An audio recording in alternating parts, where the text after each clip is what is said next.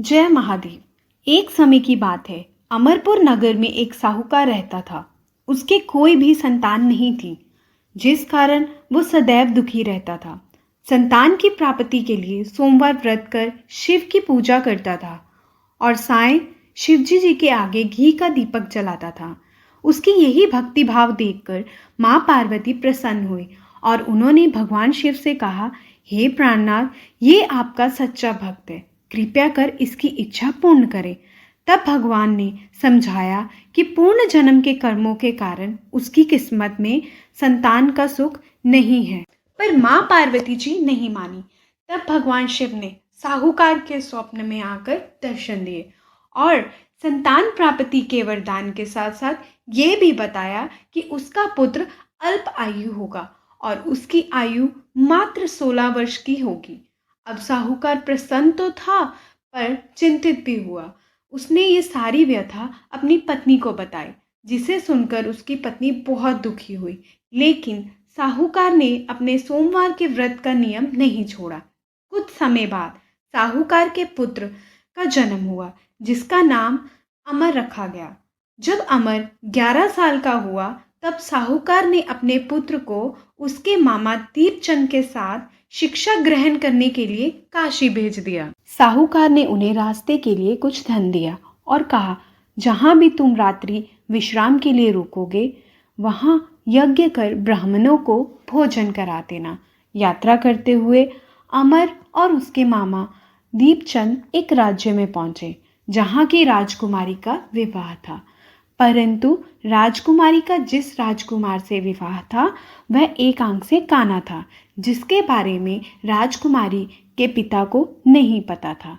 ये बात किसी को ना पता चले, उस राजकुमार के पिता ने अमर को दूल्हे की जगह बैठने की विनती करी और इस विनती को स्वीकार करते हुए अमर दूल्हे की जगह बैठ जाता है और राजकुमारी चंद्रिका से विवाह कर लेता है।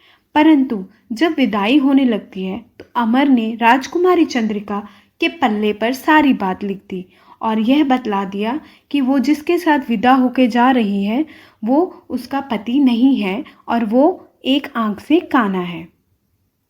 और ये कह के वो उसको उसके पिता के घर छोड़कर काशी चला गया। और जब अमर 16 वर्ष का हुआ तब उन्होंने एक यज्ञ का आयोजन करा और यज्ञ की समाप्ति पर ब्राह्मणों को भोजन कराया, उन्हें अन्न और वस्त्र इत्यादि दान दिए और उसी रात निद्रा में अमर की मृत्यु हो जाती है। यह देखकर मामा दीपचंद फूट फूट कर रोने लगे।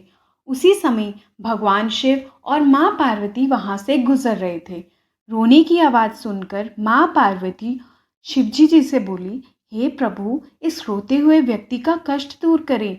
तब भगवान शिव ने कहा कि ये वही साहूकार का बालक है जिसको उन्होंने 16 वर्ष तक जीवित रहने का वरदान दिया था। तब माँ पार्वती ने भगवान शिव से कहा, हे प्रभु, इसके पिता 16 सोमवार के व्रत कर रहे हैं और आपका भोग लगाते हैं, कृपया इसके दुखों को दूर करें। तब भगवान शिव जी ने माँ पार्वती की प्रार्थना सुनकर उस बालक को जीवन का वरदान दिया। वरदान मिलते ही अमर जीवित हो उठा। उसने अपनी शिक्षा पूरी करी और अपने घर वापस लौट गया। रास्ते में उस नगर पहुंचा जहां अमर का विवाह हुआ था। वहां के राजा और राजकुमारी चंद्रिका ने उसे पहचान लिया। तब राजा राजकुमारी चंद्रिका को अमर के साथ प्रसन्नतापूर्वक विदा करते हैं और वहीं दूसरी ओर साहूकार और उसकी पत्नी 16 वर्ष की आयु में उनके पुत्र अमर की मृत्यु निश्चित होने के कारण से बहुत दुखी थे और इसी दुख में अपना जीवन व्यतीत कर रहे थे। तभी उनका पुत्र और राजकुमारी चंद्रिका घर पहुंच जाते हैं।